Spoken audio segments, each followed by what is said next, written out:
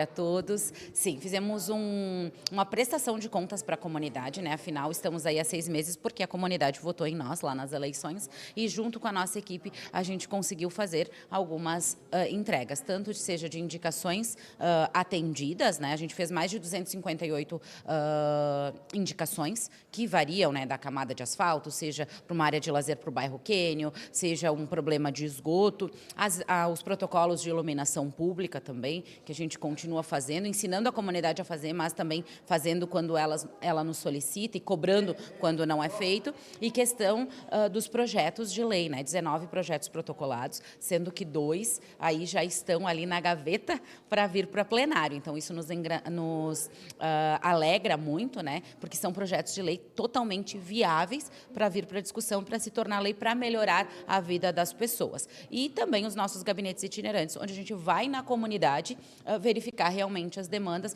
conversar com a comunidade que muitas vezes não consegue vir até a Câmara ou não consegue ir em determinado lugar para discutir sobre um assunto, mas a gente está lá no sábado para ouvir a comunidade. Claro, além de todas as fiscalizações e vistorias nos bairros de diversas situações, né? Vereadora, obrigado pela sua participação. Um bom trabalho.